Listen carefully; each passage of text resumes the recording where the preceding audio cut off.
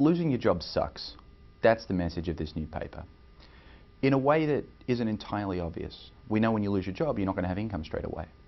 But it's worse than that. They then follow people who lost their jobs as a result of a plant closing or some sort of general retrenchment, a lot like what we're seeing today. They followed them over the next 20 years. What we see is not only does your income fall maybe 30, 40% in the year in which you lose your job, but it actually remains 20% lower even 20 years later. So you're a whole heck of a lot poorer for a whole heck of a long time. They can quantify this. You take the net present value of changes in your earnings, if you like. Turns out getting fired during a recession is very different than during a boom. During expansion, if you get fired, your future earnings, its future value, falls by about 65,000. During a recession, it's well over 100,000, maybe 120,000. So recessions hurt, and they hurt a whole heck of a lot more than during booms.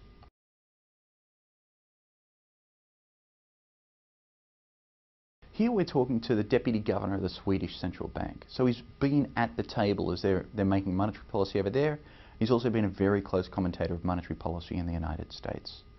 The real question he's after is, can central banks make big mistakes? And Lars Svensson thinks they can, and maybe they did. He looks at both the US and Sweden. In both cases, he sees a violation of what any central banker should do. If inflation is below your target and unemployment is above your target, both of those are arguments saying you should reduce interest rates. Yet he finds that in both Sweden and to a lesser degree in the United States, they didn't really follow this. So Svensson's point is, monetary policy gets complicated when we have to decide whether we care more about our inflation target or about our unemployment target. But he's looking at the simple case when we're failing on both, and reducing interest rates would help us on both. And he argues that in both countries, in fact, we saw a failure to do what was right, which was to ease monetary policy in the face of low inflation, possible deflation, and high unemployment.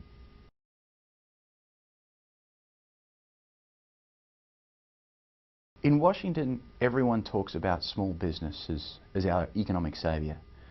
The research says the emperor's got no clothes. You actually got to go and look inside the data and see who are small businesses. Are they these innovators? Are they these job creators? Well, think about it for a moment. And this is what the paper documents. Small business is actually really boring. It's barbers and hairdressers. It's real estate agents and lawyers. These are people who just have occupations just like you and I. The problem is that they're not entering these industries with any great goals of new patents, new innovations, the stuff that's going to push economic growth in the future. Most of them have no intentions of growing or even hiring. These are just mum and pop stores today that plan on being mum and pop stores tomorrow. The big policy issue here is when we use the word small business, I think what we really mean is entrepreneurs. And what the paper shows is small businesses are different than entrepreneurs. Huge policy implications.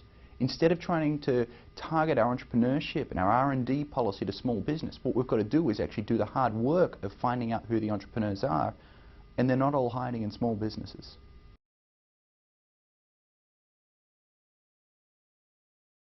Unemployment insurance is one of the most contentious political issues right now. We've extended unemployment insurance during the recession, trying to help people out. Whether we're going to continue to extend it's an open question. It's a big part of the Obama jobs plan. The claim from some is if you provide benefits while people are unemployed, they'll remain unemployed longer. As a result, the unemployment rate will rise. Some people even thought this was a big explanation for our current unemployment woes.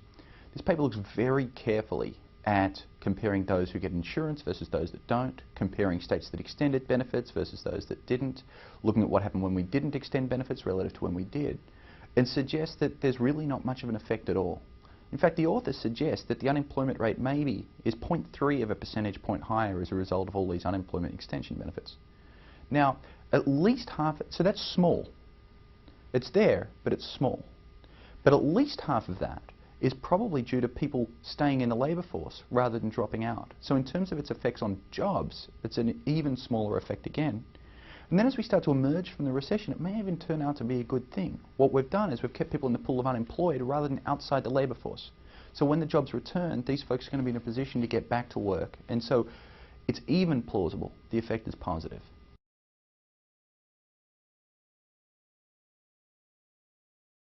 So quantitative easing sounds mysterious. The Fed pumping money, billions of dollars through the system. In fact, the reality is a lot simpler. What's the Fed trying to do? It's trying to reduce interest rates. Normally the Fed reduces short-term interest rates. Right now, they're at zero, so it's going to try and reduce long-term interest rates. That's what quantitative easing does. That's all this bond buying programs you hear about. So what the authors do is they go and look at the first two episodes, QE1 and QE2, and look to see how it did affect interest rates.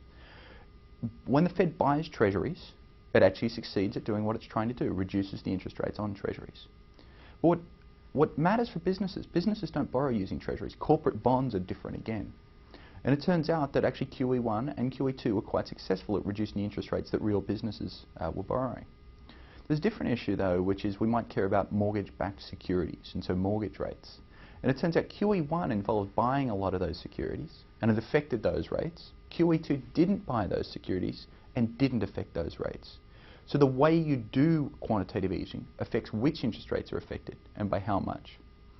I think the broader and bigger point that the paper makes is actually it's not just the buying of bonds, but it's the ability of the Fed to shape the expectations of the market that really drives the biggest effects of quantitative easing.